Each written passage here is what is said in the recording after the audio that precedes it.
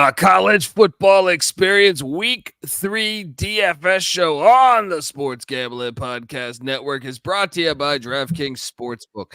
Download the app now. Use the promo code SGP. New customers can score $200 in bonus bets instantly when they bet just $5 on football. Only on DraftKings Sportsbook with the promo code SGP. We're also brought to you by Game Time. Snag the tickets without the stress. Use the promo code CFBX on your first purchase to save $20. Yes, download the Game Time app. Use that promo code CFBX.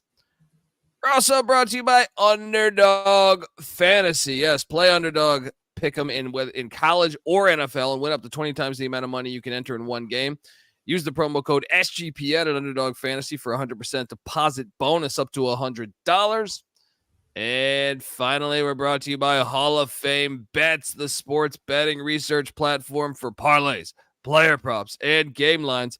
Download the Hall of Fame Bets app or visit hofbets.com. Use that promo code SGPN to get 50% off your first month and start making smarter bets today. And as always, remember to let it ride. Hey, what's up, you degenerate gamblers? This is Bill Burr, and you're listening to SGPN.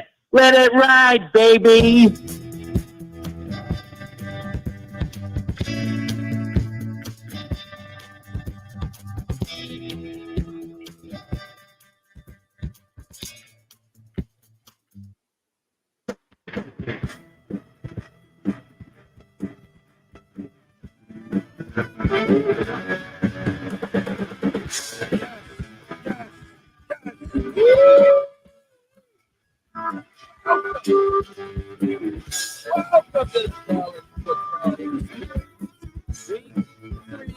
DFS show. Oh, I mean, we got a loaded light. We got games on Thursday. We got games on Friday. We got games on Saturday. 4 slates, and we're here to break it all down for you. If you're wondering who the hell you're listening to, that's fair. My name is Colby Swinging Database Dan, a.k.a. Pick Dundee. That's not a pick. This is a pick. He was raised in the land down under, where a man thinks on his feet, speaks with his fists, and lives by his wits. When Dundee happened, he was a superstar. Nobody knows nothing. Somebody knows. Double the price, but no one touches Dundee. Oh, it's just a better day when you wake up and you know you got games coming on. Exciting time. And I'm here for it. I am joined by the DFS god himself, and we invite you to come play DFS with us just for a couple of bucks. Trash talking rights, essentially, maybe a beer down at the pub. Give it up for the DFS god himself, the rooftop IPA drinking, home brew making, tobacco road living, the free lot giving, former Herndon Basketball League MVP. Give it up for NC Nick in the place to be. There we go. What's going on, man?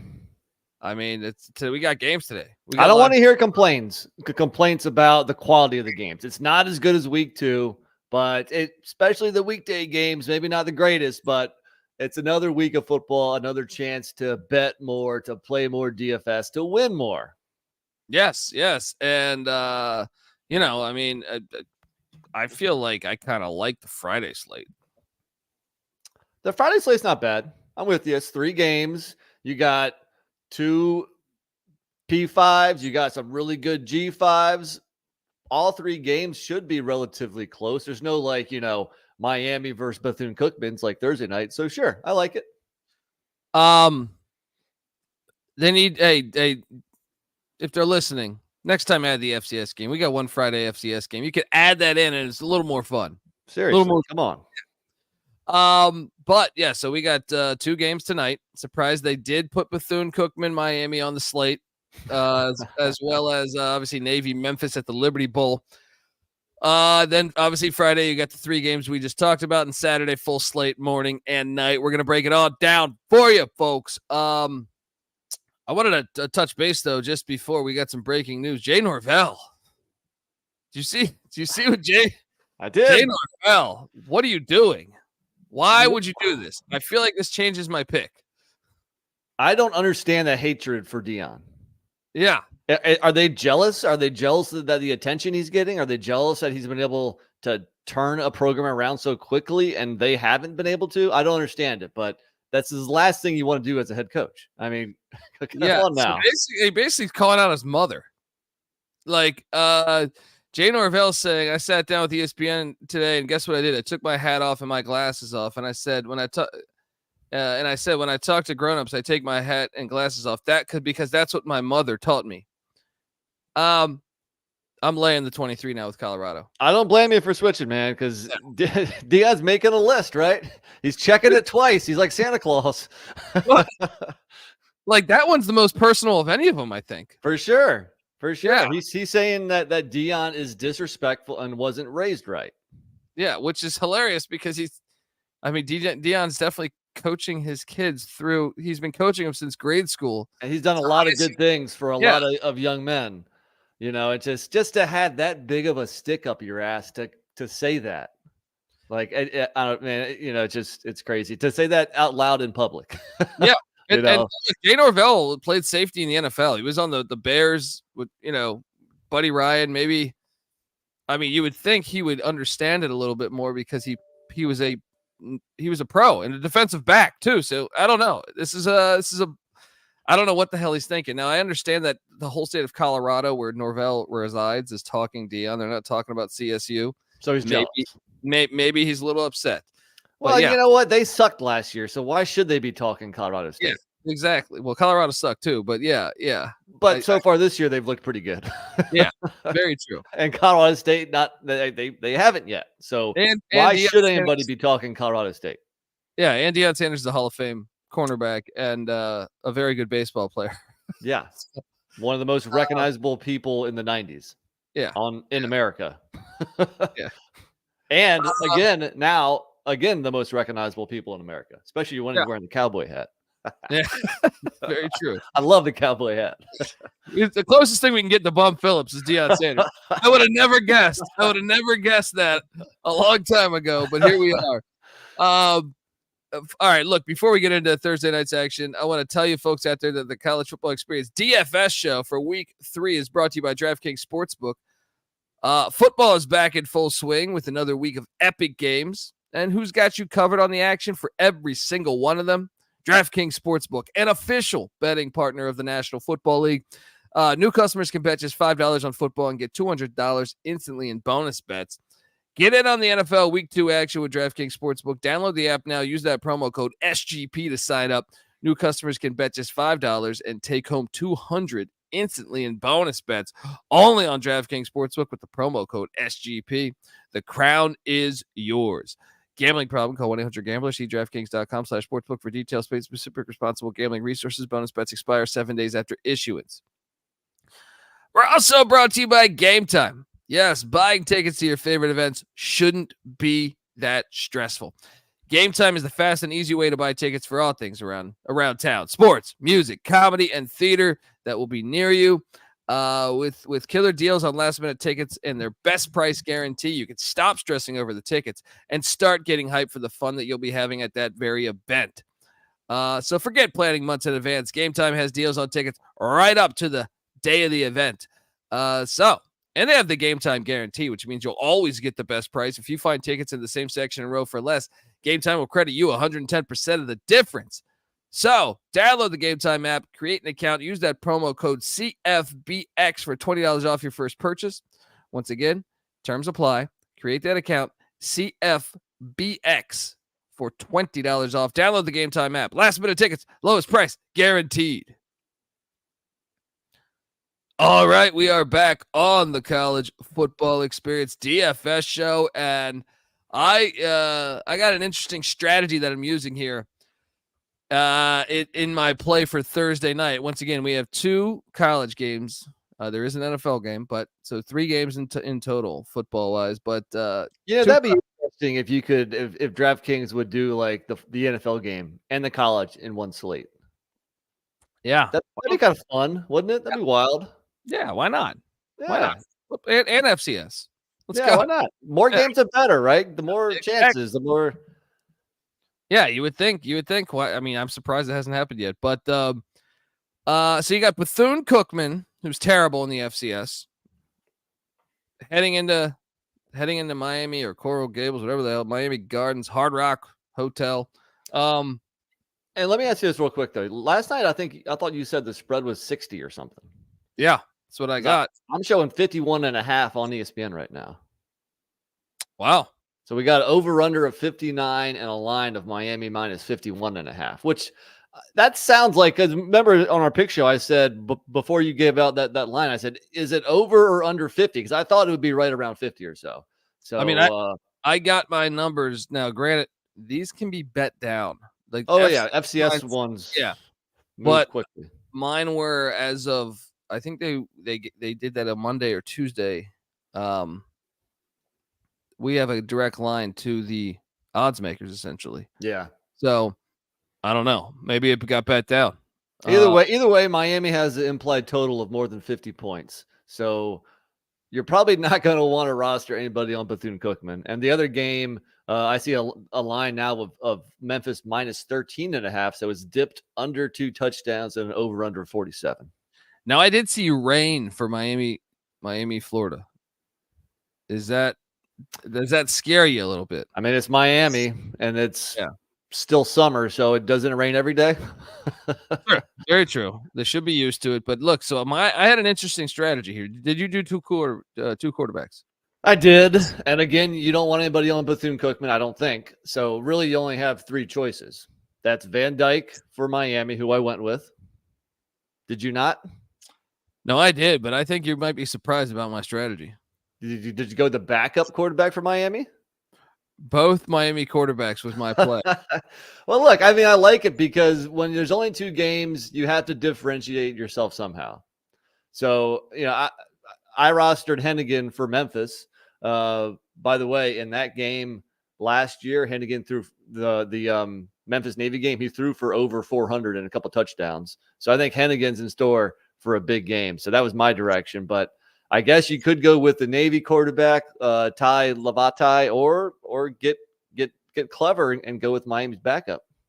Yeah, and look, if you watch that Miami Red Hawk game, Emory Williams came in. He was 3 for 3. This guy hasn't thrown an incompletion and 14 yards of completion, stretching the ball down the field. Well, my guess is that Miami's up 35-0 at halftime. I think it might be first quarter. They might be up 35-0. So there's a good chance Van Dyke only plays the first half. I think with most blowouts, the starters play 3 quarters, but this one might be that bad where they really only play a half. So it's not a bad play. I like it. And I figured like not a lot of people will be doing it until they listen to this episode. So you're gonna have some inside. You're gonna have some inside Iggy. But the question is, I mean, like, so how expensive was the backup quarterback? He was $4,500. So do you have extra money? Because I have a ton of extra money, and I was at 2,000 extra. Okay, so I mean, I rostered Henigan, who, like I said, had a great game against Navy last year. I think Hennigan's going to put up more points than your backup. Pretty sure about that. We'll see, because Navy had a top 30 defense a year ago. They returned 9 of the 11 on the defensive side of the ball. That top 30 defense allowed Henigan to throw for over 400 last year. Yeah, but those guys are all back, and Hennigan's some of his weapons are now at South Carolina, now at Ole Miss. So, I think the fact that that they got pushed around by Notre Dame doesn't really mean anything to me, because Memphis is more like Wagner than they are Notre Dame. Damn, that's harsh. All right, so moving on from quarterback, did you go? I went 3 running backs. You 3 running backs. How many of them are on the U? Just Parrish, who by the way was a late switch on my DFS lineup last week, or was that? Yeah, no, 2 weeks ago against Miami, Ohio. Yeah. He lit it up. He's a beast. He's their RB1. Now, Miami does have 4 running backs that on the year have between 10 and 19 carries. Henry Parrish is definitely their RB1, but a lot of other guys get touches. I did not go Parrish because he might only play the first quarter. I completely agree, but the backup's questionable, so it makes it right. So Mark Fletcher Jr. is questionable, so I didn't want any parts of him either, because why rush him back from from an injury. So the guys I went with were Donald Chaney Jr. for 4.6K and Ajay Allen for 4.7K. So I got felt long and hard about Allen. I actually had him on my roster for a second, but then I'm like, what happens if the other guy plays? He's questionable. There's a chance he could play. I don't know. There's too many cooks in the kitchen. I'll go with Parrish to have a great first quarter, 80 yards and a touchdown in the first quarter. And that's very, very, very possible. So you had 2 Hurricane running backs. Yep, I got 2 bullets in that Hurricane backfield. Well, I went to so my second running back. I'm taking you to Blake Watson, the former Old Dominion Monarch. Finally played the music. Well, I guess you could have played the music with Van Dyke too. That's true. There we go. Loading up with Blake Watson from the Sun Belt to the AAC. He's going to produce. I completely agree. He ran for over 1,000 yards a couple years ago. Sutton Smith also gets carries, but again, Blake Watson is their RB1, and we saw Notre Dame have all that success on the ground against Navy. I think Memphis will too. My final running back is Daba Fofana, the by far the leading rusher for Notre Dame for Navy as far as carries. They have Brandon Chapman, but Fofana's almost doubled his. This is kind of different. Normally Navy's got like 30 backs that have like the same amount of carries, but switching to this Kennesaw offense, Fofana is clearly the guy. 23 rushes as opposed to the closest other backup running back would be 13 with Brandon Chapman. So I took a shot on Fofana. I'm not sold on this Memphis defense being any good. I just think the fact that they played Bethune Cookman and Arkansas State. So I think there might be some room for some success for the Navy offense.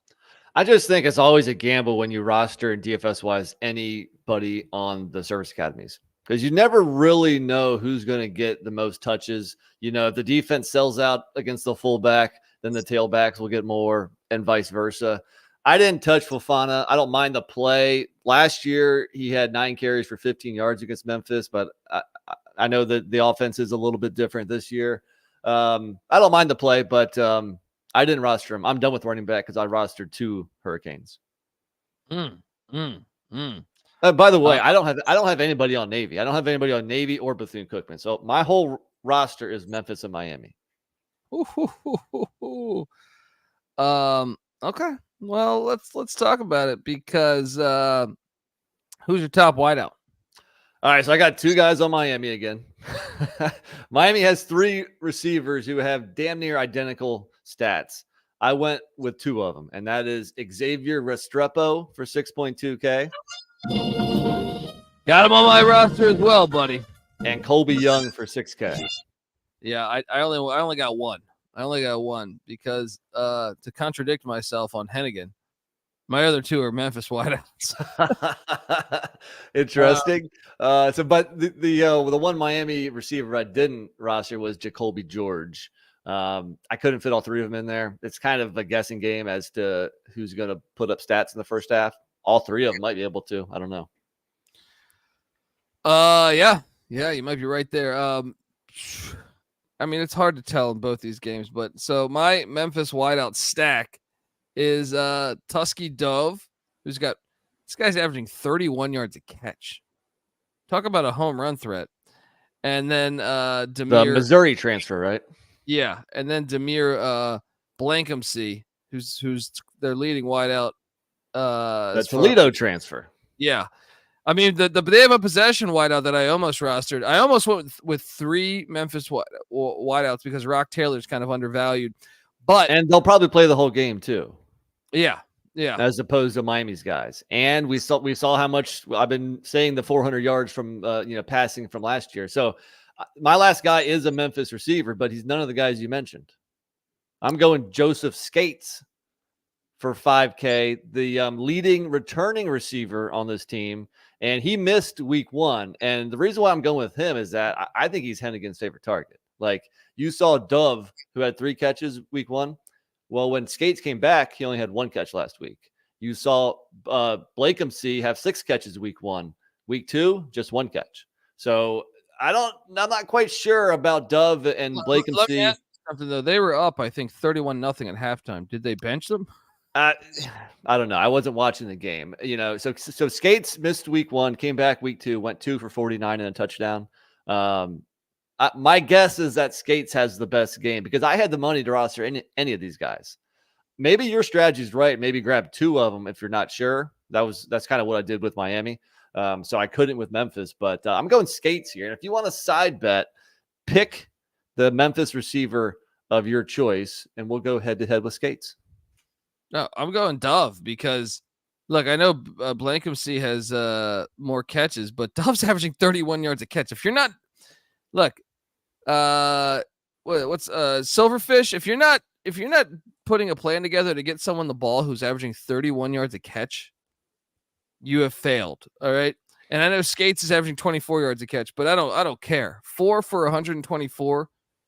No, get out of here. Well, speaking of side bets, we kind of forgot to recap last week, and we had 7 side bets, and you won 4 of them. The record was 4-3, I believe. So, bottle of bourbon coming your way. Congratulations there.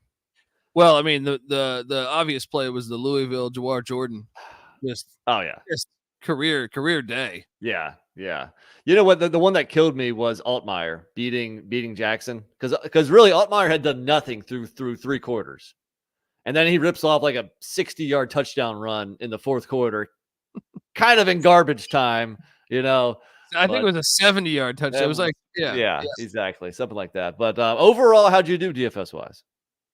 I did all right. I was actually, I mean, dude, I was in a lineup besides our own little one that was making some cash before I had a goose egg, though. Someone didn't play for me. Who was it? So it was almost like I thought I was going to have a pretty good roster before the like a shot at making a couple $100 before someone didn't play in the late night slate. Oh, was it Holani? Yes. Yeah. That's what cost me. And actually, I didn't realize that when I graded you winning 4-3 because the side bet was Genty versus Holani. So actually, that one didn't count. So actually, you won 4-2. So you got 2 bottles of bourbon coming your way. Now, on the other hand, I may have not have done so hot on the side bets, but I crushed it. I won our main slate. I came second in our night slate, and just like you, I entered some other ones also, and I cashed every lineup that I placed. Saturday. That's why you listened, folks. On Saturday. Friday night, not so great, but Saturday, I did pretty nice little weeks on the DFS front and on the betting front. And I believe I texted you early Saturday morning saying, get Michael Pratt out of that lineup. Yep. I saw it too. Yeah. I mean, I appreciate it because sometimes I don't see it, but yeah, I saw it. And at first I was thinking he still might play, but I pivoted to Kansas State's quarterback who had a very nice day. Will Howard. Yeah, exactly. All right, look, we're going to jump into Friday's action, but before we do that, I want to tell you that the College Football Experience is brought to you by Hall of Fame Bets. Yes, win bigger by betting smarter this NFL season with Hall of Fame Bets, the sports betting analytics platform for parlays, player props, and game lines. Research every NFL, NBA, MLB, and soccer bet with historical stats and data. Enter any parlay into the Hall of Fame Bets revolutionary parlay optimizer tool. To get hit rates broken down leg by leg, part of your parlay, as well as an expected probability for the entire parlay. Sort all players by the hit rate for any bet and learn which players are hot and which picks perhaps have value. So stop betting in the dark and join over 30,000 users researching with Hall of Fame Bets to craft more intelligent, data-driven parlays. Download the Hall of Fame Bets app now or visit hofbets.com and use the promo code SGPN for 50% off your first month today. Start researching and start winning with Hall of Fame Bets. We're also brought to you by Underdog Fantasy. Yes, Underdog Fantasy has a way to play alongside your favorite football team all season long. You can win up to 20 times the amount of money in a single game by going 5 for 5. It's a fantasy game, but you could win with real money. I was looking at this right now. I kind of like, what do you think of this, NC Nick? Underdog Fantasy. I'm going to go over 1.5 touchdowns with Graham Mertz at home in the swamp against Joe Milton and the Tennessee Volunteers. I like it. Bo Nix over 2.5 passing touchdowns against the Hawaii Rainbow Warriors in Eugene on Saturday. I like it. And then this guy is a stud wideout that I feel like the country hasn't learned about. Xavier Gilroy, an Idaho State transfer who was a beast in the Big Sky a year ago, transferred into Arizona State. They're playing Fresno. I expect high octane offense back and forth. So over 50.5 yards for Arizona State's top wideout. Doesn't sound too bad at all, man. Yeah. So, folks, let me give you a quick one for Friday night. Just a two pick because there's only one game, I think. Malik Washington, UVA's receiver, over 47.5 yards. Corey Dykes, the Maryland tight end, over 34.5 yards. There we go. See, that's the type of stuff you can get on Underdog Fantasy, folks. Highly recommend you check it out. So watch along, make your picks, and maybe make a little extra cash over on Underdog's mobile app or website, underdogfantasy.com.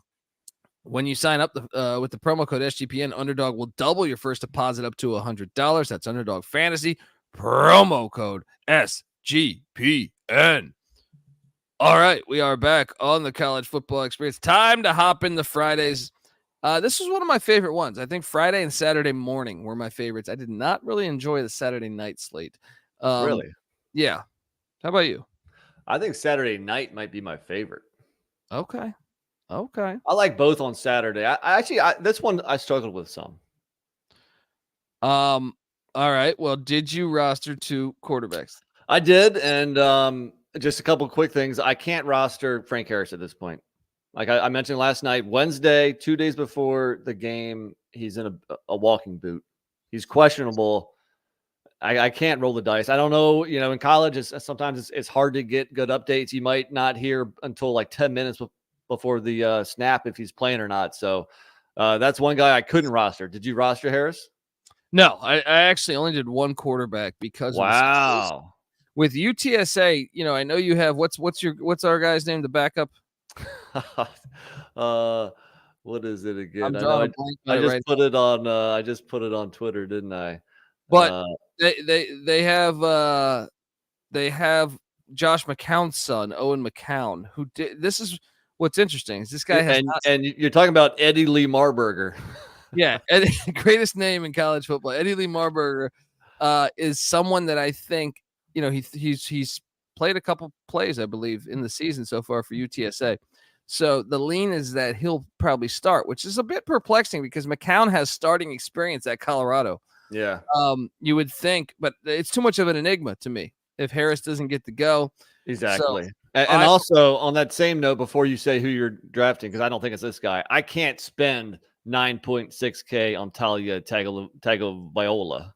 There's no way. He's not the best quarterback playing on Friday night. He's just not that good. He only put up 15 fantasy points against Charlotte. The dude is not very productive when it comes to college fantasy football, DFS, you name it. So I can't spend 9.6K on him. No way. They're mispricing a guy that I think is a very good player. Cooper Legas. Yes. Play the music. Yeah, there we go. There we go. Cooper Legas had a quarterback, Utah State. I had a chance to meet Cooper and interview him this offseason at Mountain West Media Day. Nice guy. And look, I think one of the more impressive stat lines is what he did against Iowa. Yeah. 32 of 48, 213 yards, 1 touchdown, 1 interception. That's impressive to me against Iowa. And last week, they were beating Idaho State so bad, he didn't have to play that much, but he was 14 of 16, 125 yards, 2 touchdowns.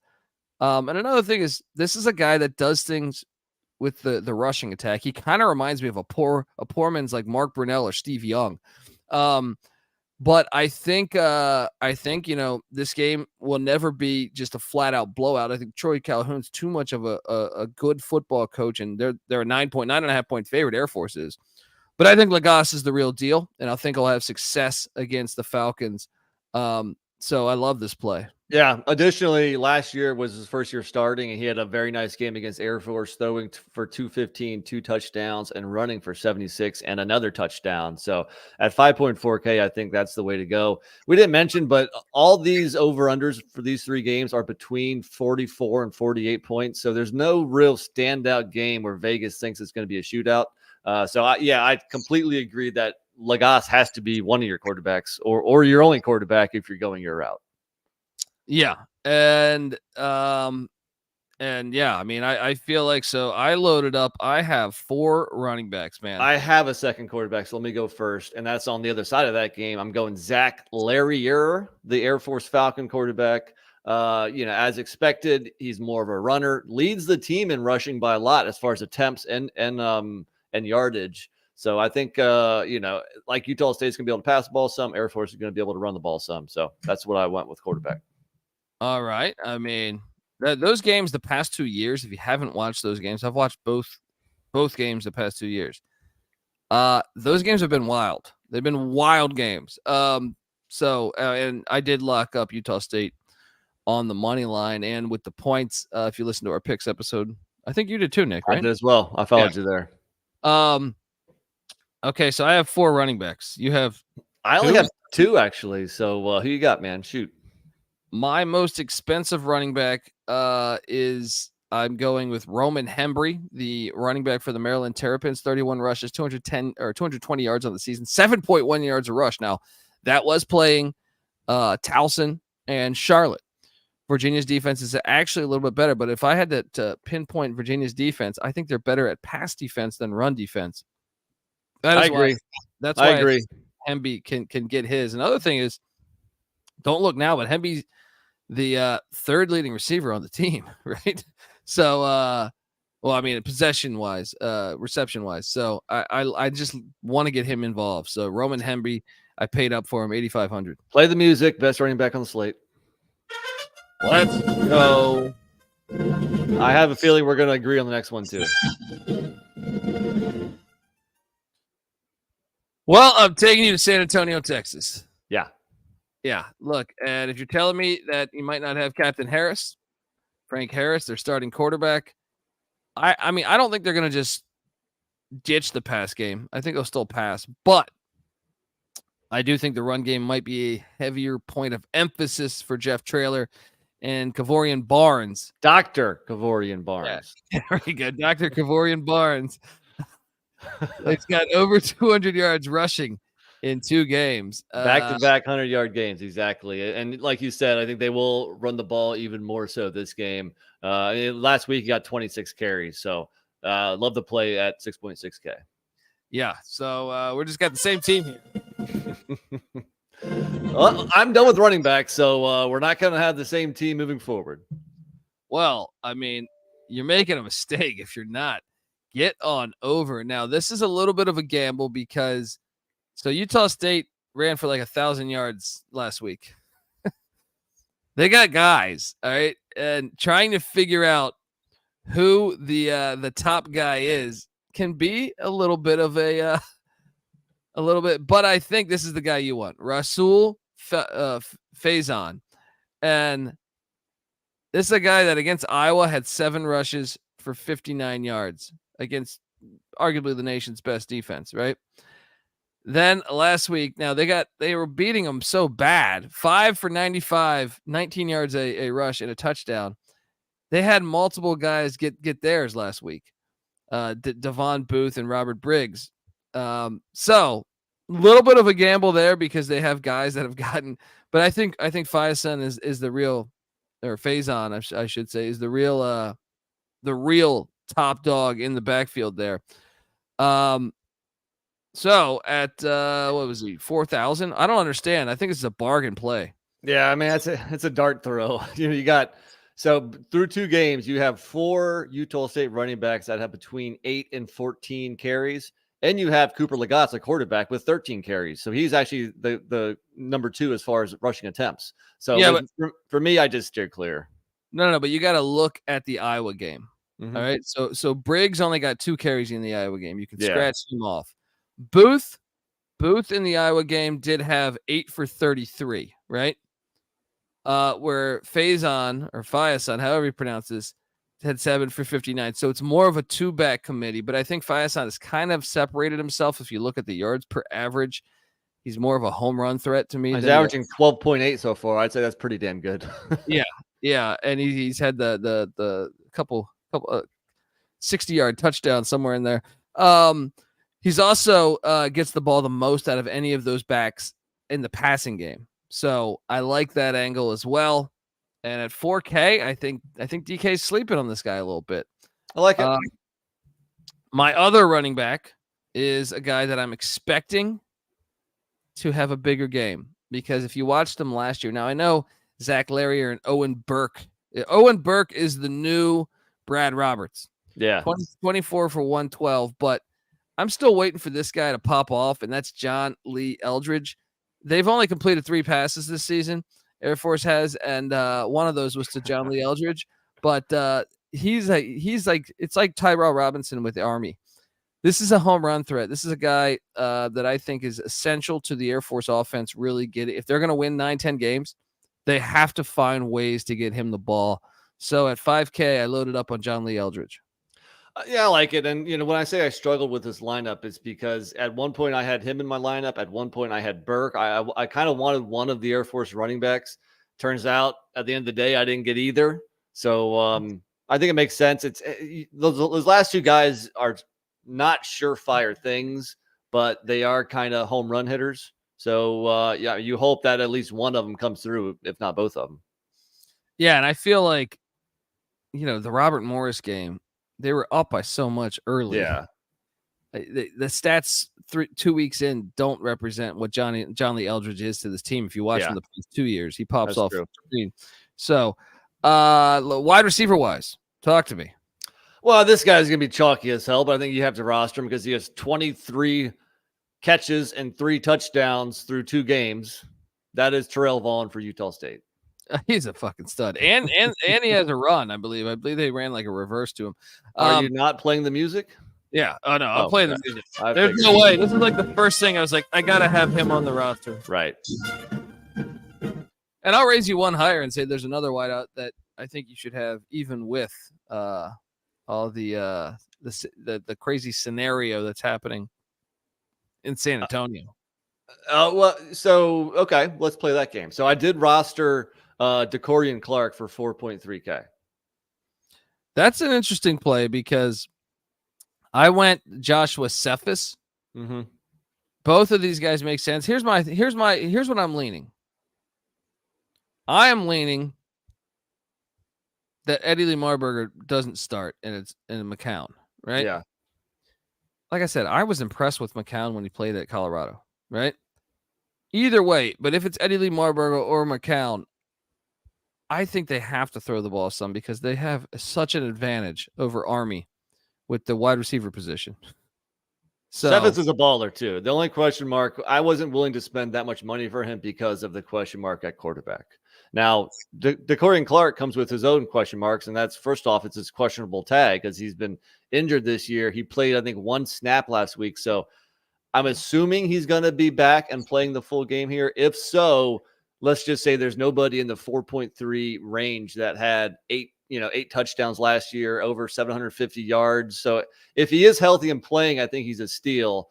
But I'm going to have to be paying attention close to kickoff to see if he is playing. And if not, then I can pivot off of him. So I only have one more guy left. Who do you have? So I got 2. So I went with Maryland's tight end, Sonny Dykes. He has back-to-back games with 6 catches. I rostered him last week when he was only 3.8K. He's skyrocketed all the way up to 6.3K, but I do think he's Tua's little brother's favorite target. So I actually chose him over the Maryland receivers because I could have rostered any of them. So that's how much I do like Sonny Dykes. Yeah, he's a beast. And it makes sense. My final guy, I'm taking you to that same game, Maryland, Virginia.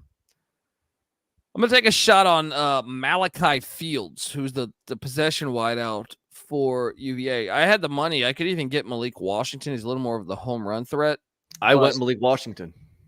Tony Muskett's getting the start, right? Yep. See, that changed my opinion because I thought the other quarterback was more of the home run threat. Muskett, kind of a game manager, so I think Fields might be the smarter play there. If you look at, they both had 4 catches, I think, against Tennessee when Muskett was the starter. But Fields had 4 for 64. as opposed to Washington's, I believe, what was it, like 4 for 40? I think it was 4 something for like 29 only, actually. Malik Washington definitely had the better game against JMU, where he went 5 for 119 and a touchdown. Well, that's because the other dude throws the bomb. I don't know. I don't know if Muskett. Patty C changed his pick, by the way, after when he saw that while we were leaving last night. He was like, "Oh, I'm gonna eat shit on this pick." Yeah, that's my play there. I don't know. I don't have a great feel on anything on UVA's offense, but I don't either. But I think that sets up a pretty nice side bet because both of us could have rostered either one, and we rostered the different receivers. So Malik versus Malachi. Let's go. Let's hop into Saturday morning's action because this is probably my favorite lineup.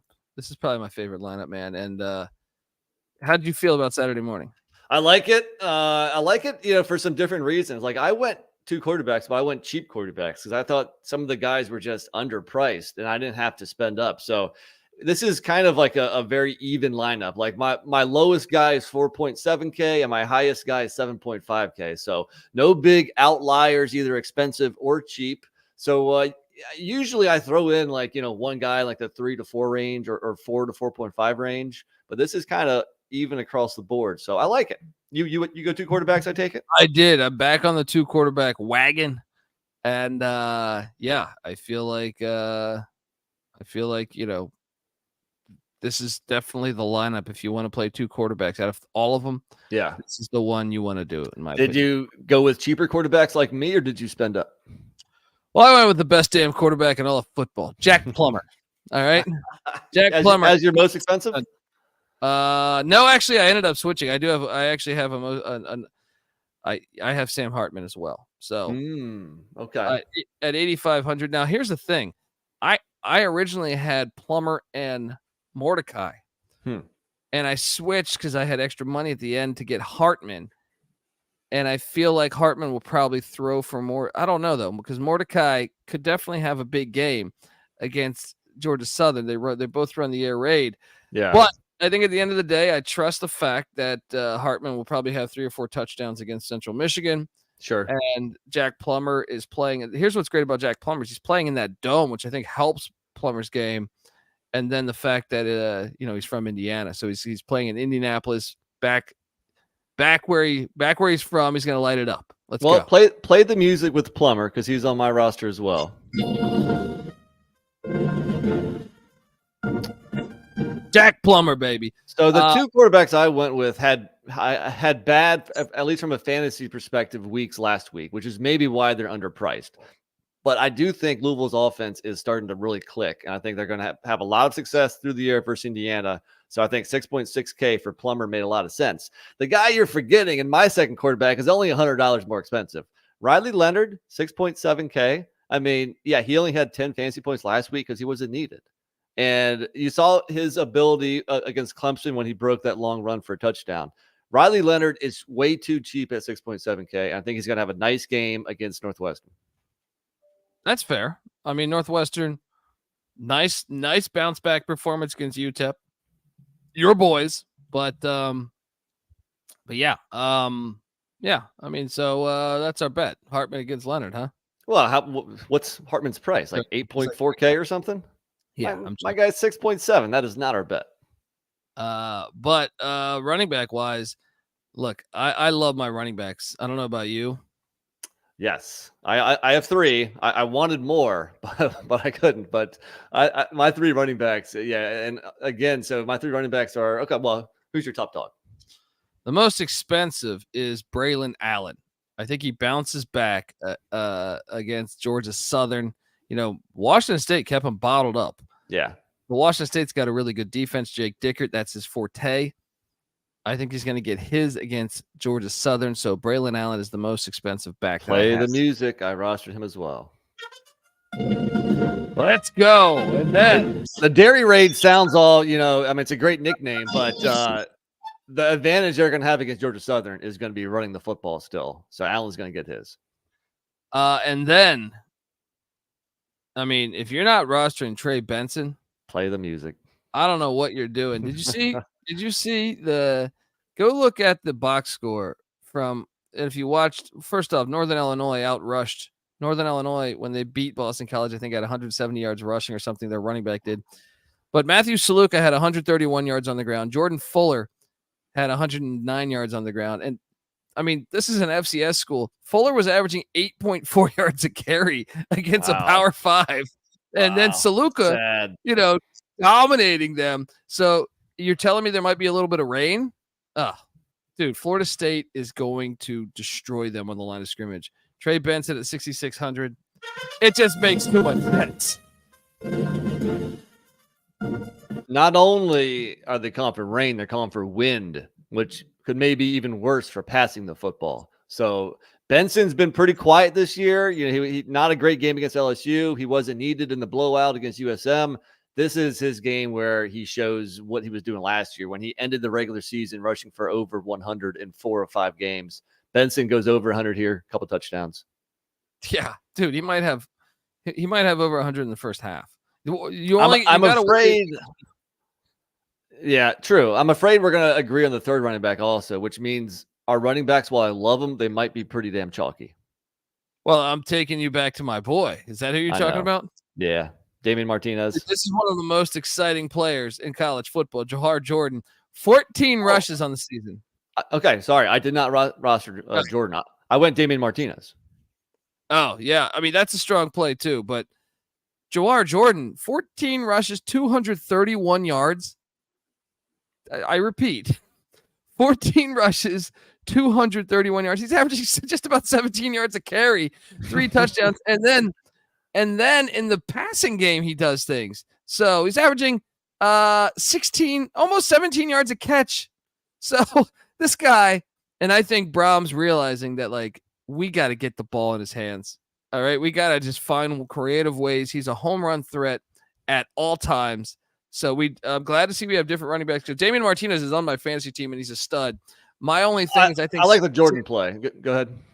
I think San Diego State will try to load the box. Like, San Diego State's defense, not terrible, but I feel like they're going to try to stop the run game. I don't think they're going to be successful, but that was my logic. Is Jordan's just at 5.5K? It's like they're asleep at the wheel. DK is on this Jahar Jordan kid.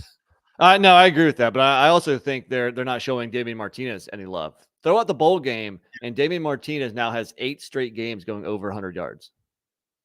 Yeah, he's a stud. He's a stud. So that's now he's 6.4K, so he's $900 more than Jordan. But I will double down and make another side bet against Jahar Jordan if you want. Oh boy, Martinez versus Jordan. I'm kind of in a win-win scenario here because he's my fantasy running back. But if you don't feel about it, we can move on. Well, I didn't have the money to do Martinez, so maybe that was fair enough. Fair enough. That won't be included then. All right. So do you have one more running back? No, that is all 3 of my running backs: Allen, Benson, and Jordan. Same here. Wide receiver wise, my top wideout was $5,300. How about you? Play the music, Jamari Thrash. Yes. What am I missing here? I mean, 10 for 170, 3 touchdowns. I mean, do people think Indiana has a strong defense because of the Ohio State game week 1? I think that's more Ohio State having a new quarterback and getting that offense on the same page. That's what I think. I think Louisville's offense is going to do just fine come Saturday. I think so too. I mean, maybe you can say Indiana's defense is better than Georgia Tech's and Murray State's, but I don't think I would also argue that each week they get more familiar with Brahms' system. The offense is going to be better and better. Completely. Yeah, I have them too. And if you want to stay in that game, even though it's not my second highest price wideout, my guy Kevin Coleman, I'm going to take as well. 5 for 98 and a touchdown. This guy, he did have a big drop. It would have been a touchdown in the Georgia Tech game, but he's a stud, I think. This is a Jackson State transfer, one guy that did not follow Dion. So I at 4,500, I think he's a steal, Kevin Coleman. I like it, but I did not go in his direction. Actually, I just made a pivot because I had some extra money. Because originally I had Malachi Corley at 4.7K. I know he's playing Ohio State, but the guy he's going to have a ton of catches. But he missed last week due to injury, so I don't know if he's 100% healthy. So I went and switched over to Luther Burden, who I said last night I think is going to have a big game. I think Missouri has to get him the ball first to keep him happy, because he was thinking about transferring last year after his freshman season. So Luther Burden, 5.9K. I like it. He's a stud. He pops off screen when you watch him. And I think if there's an area of weakness on the K-State defense, it might be the secondary. So that's something to watch there. My final player, taking you back to Madison, but I'm not going with a Badger. I think Georgia Southern is going to hang tough with Wisconsin. Their offense is legit. Yeah, Derwin Burgess and Caleb Hood. Burgess is higher priced than Hood, even though Hood was the guy for them last year.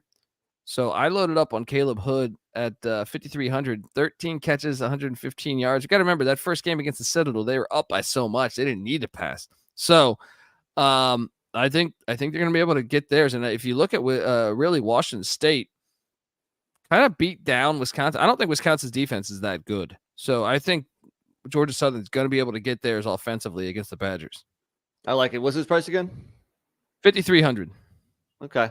I like it. And you know what? I don't know if you're aware of this, but I play in 2 college fantasy leagues. The one league is an all Sunbelt league, and I do have him on my team in my all Sunbelt league. But my last guy is Brock Bowers for 4.7K. I want a tight end, and Bowers is the best in the nation. And the funny thing about Georgia and Bowers is that when he's not needed, he doesn't have big games. When he is needed, he has big games. And they start SEC play. Granted, it's only against South Carolina, and they're still 24-point favorites or 27-point favorites. 28. It's like 8 this morning. Yeah, but I think Brock Bowers reminds people that he's the best tight end in the nation this weekend, and that can be a side bet if you want. I'll take Bowers against one of your receivers in that same range. Let's fucking go. Good. Yeah, let's go. Or do you want Keon Coleman? No, let's go Hood. Okay, Bowers versus Hood. Let's go. I think that's our lineup for the main slate, huh? Yes, sir. I feel pretty good about this. Let's close it out with the one that I didn't love this lineup here on Saturday night, but you said that this was your favorite lineup, so lead off the way here. Yeah. I mean, I love this lineup, but I do love that main slate also, but I like both of them. So I went 2 quarterbacks. I'm going to start in a game that has the highest over-under on the slate. That is TCU Houston. I went with the Houston Cougar quarterback for 8K, Donovan Smith. I'm going to do that. He can beat you through the air. He can beat you with his legs. He's just put up over 40 fantasy points against Rice. Granted, it's against Rice and went in overtime, but still, Donovan Smith, I think there's just going to be a lot of points. You want some action in that Houston TCU game. Agreed. Well, who's your second quarterback then, buddy? Second quarterback, I went KJ Jefferson. I went the Arkansas quarterback, especially with Rocket Sanders missing the game. Do I need to remind you what he did in Provo against BYU last year? He threw for 367 and 5 touchdowns. Granted, he's got a lot of new weapons this year. A lot of those receivers are gone, but if the running game stalls out, which it might, they're just going to have to pass the ball. So KJ Jefferson. I like it. I think that's a solid play. Okay. Well, I'm living on the edge on this lineup. Boomer bust. Graham Mertz is my second quarterback. I just don't know that Tennessee's defense is actually good. You play Virginia and you play Austin Peay, not necessarily offensive powerhouses. So Mertz at the Swamp, he had a decent outing against Utah. Threw for over 300 in that game. Yeah, so let's go. I'll take that action. And I think Florida's going to win that game. Did you take Florida as well? I definitely took the points. Yeah, for sure. And you know what? I like the play because, Florida, maybe you don't agree, but they might be playing from behind. and they were in the Utah game, and that's why they were forced to pass so much. So I think he can have a good fantasy game, even if he's not that good in real life. You know what I'm saying? Yeah. What about the running back spot? Now, this is one I want to ask you because I hesitated here on my top price running back. I have been bouncing around between three guys, and you can help me here, right? Okay. I have been bouncing around between the likes of Montrell Johnson, who splits time with Trevor Etienne, and Trayon Webb, but he is the leading rusher for the Gators, and he's averaging almost 7 yards a carry. But I switched then to Tony Mathis, the Houston Cougars starting running back, who's their leading rusher, but also he gets a lot of receptions. And before that, I had C.J. Donaldson as my back. But my problem with Donaldson, who I think West Virginia's offensive line is going to win them the game. But the problem is I do expect Narduzzi to load the box and make Garrett Green beat him. So I ended up going Tony Mathis at 6,300. Do you think I made the right play? Well, I like a guy that's even more expensive. Do you have another $100 to spare? I do. I like Amani Bailey, TCU's running back. You saw him go. What did he do against Colorado? 14 for 164. Yes, Trey Sanders is going to get carries, but I said it in our DFS pod for week 1 or week 0 or whatever it was. Bailey is better than Sanders, and I needed a piece of TCU. I didn't go their quarterback or receiver, so I went Amani Bailey at 6.5K. I think we have our battle because I think Houston's going to beat TCU. So I will take Tony Mathis Jr., and we have our battle of bourbon on the line here. I think Houston can win that game. Well, first off, I don't think they will, but they could. But that doesn't mean TCU still isn't going to put up 30-something points. I mean, I think both teams will. Yeah, so you need pieces on both teams. Well, I have Matt. We're arguing Mathis, the other starting running back for Houston, true, or the TCU running back. I like it. I also, you brought up Sam Pulled Pork Pittman and KJ Jefferson a little while ago. My second running back, we know Rocket Sanders is out, so AJ Green. I actually think the key to Arkansas winning this game is dominating the line of scrimmage, which Pittman is a former offensive line coach. So AJ Green at 5,500 is my play. Did you roster him? Yeah, he was in my lineup at one point, but yes, he is going to start the game, but other guys get carries there too. So originally I had him in my lineup. I moved him out. Who I put in there instead was Nebraska's running back, Gabe Irvin Jr. I almost rostered Irvin, but my thing is, if Sims starts, does Northern Illinois just load the box? Either way, I think the MAC school, I think that the Big Ten school is going to have success running against the MAC school. And I mean, I'd love that side bet too, especially because they're the same price. Oh boy, I don't know. I mean, wait, the side bet of who and who? The Irvin against Green. Let's go. Let's do it. All right. So my third running back, and I'm wondering if do you have a third running back? I don't. 4 receivers. 4 receivers actually worked well for me last week, so I went back to the well. Okay. Well, there's a bargain play out there at 5,500 as well in LaQuint Allen, Syracuse's running back. I thought about him. I don't think Purdue's defense is any good. So I think LaQuint Allen, who 24 rushes, 127 yards. You got to remember he has 4 touchdowns on the season. He also got a couple catches. And he hardly played last week because he wasn't needed. Yeah. Either the first week, against Colgate. So they've been blowing out people. I think he has a big game, and they look to get him. And I think Aronde Gadsden's injured, so I think they might try to find creative ways getting Allen the ball. I do like the play. Again, he was one of the guys I was considering as well. Wide receiver wise, you have 4 wideouts, and I only have 3. Take me. My top guy is Ricky Pearsall, 6.6K.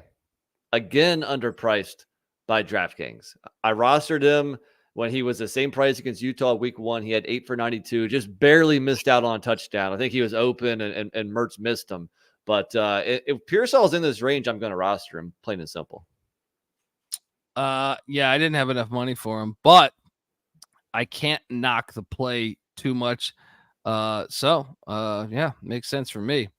My top wideout is I've told you I'm high on Houston. Matthew Golden. He's fucking golden. 6,700. I think Houston beats TCU at TDECU Stadium. I'm sorry. There we go.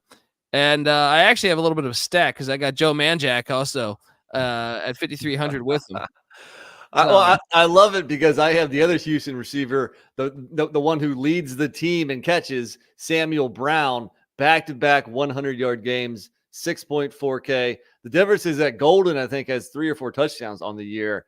Brown has yet to find pay dirt. That is positive touchdown regression. I think Brown's going to be the best Houston receiver come Saturday night. You got a lot of battles of bourbon here. Boom, Brown versus Golden. Let's go.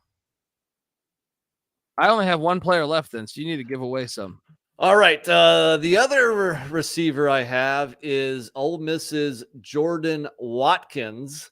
Last week, 6 for 111, partially because Trey Harris, who is, just went bonkers the first 6 quarters of this season. He was hurt in that game, didn't play the second half. He's currently questionable, did not practice Tuesday. Jordan Watkins is going to have a decent day regardless, but if Trey Harris doesn't play, I got him too. There you go. It makes a lot of sense. And can Georgia Tech hang around this game or no? I ended up laying the points. Was it 18 or so? But I didn't feel great about it. Ole Miss is going to win. They're going to win by double digits. But, it might be by 17 or 21. I don't feel great about it, but I laid the points. Yeah. My last guy. Yeah, I'm about to say my team's done. Who's yours? This is my punt play of the week. He is $3,000. And if you're not familiar with DraftKings, $3,000 is the cheapest price you can spend on anybody. And he's in that same game. He's a yellow jacket. He's a true freshman. His name is Eric Singleton Jr. And look, the first game, 3 for 69 and a touchdown. I'm sorry, no, the first game was 2 for 34 and a touchdown. That was a Louisville game. And then he followed that up with 3 for 69 and a touchdown. So pretty decent start to his collegiate career. Let's take a hell of a shot at Eric Singleton Jr. I like it. Folks. And that's our show. Look, we invite you to come play DFS with us. You can follow NC Nick on Twitter at NC__NICK. He'll tweet out an invite, but also we'll retweet it from the College Football Experience Twitter account at TCE on SGPN. I'm on Twitter at TheColbyD. I'll try to retweet it as well. And give us a follow. Wherever podcasts can be found you'll find the College Football Experience. Make sure to check out our week 3 picks where we went ATS. We picked every single game, every single FBS game on the week 3 slate. We do this we've been picking every game for years. Also check out the FCS College Football Experience, which will be going live at 5 p.m. today. And we'll be back on this show at noon or around noon, maybe 12:10 p.m. Pacific. As CJ Sullivan, we got a college football weekend bombs edition coming today as we talk about some of the biggest matchups this Saturday in the FBS, but also, like I said, FCS later that night when we're watching the Memphis Navy game and the Bethune Cookman Miami game. We got it all, folks. So check us out. Give us a 5-star review on iTunes if you can. Hop on over there. That always matters. So do that. And also subscribe on YouTube, youtube.com/The College Experience. This is the hub for all of our shows. Once again, College Football Experience, the FCS College Football Experience, the College Basketball Experience. When the season tips, we're here each and every night of the season talking about games. Also, the College Baseball Experience with Noah Beanick. And we now have the Big 12 Experiences. They got a great episode that I was a guest on talking about the backyard brawl that's happening Saturday. All those are separate podcast feeds. Go subscribe to all those, but we come together as one on YouTube, youtube.com/The College Experience. Also, check out the Sports Gambling Podcast as they take down, every NFL game, ATS. So check out that. And, get the SGPN app. It's free to download in the App Store and Google Play Store. And come talk DFS with us in the Discord, all right? SportsGamblingPodcast.com/Discord. And yeah, that's our show, folks. Until next time, this is the College Football Experience, Week 3 DFS style. You better start thinking about yours. And we out of here. Run and shoot. We can really run and shoot. And the whole team looking and the whole world looking when the gamblers. Run and shoot. We can really run and shoot. And you know what you're getting with the books we written in the game.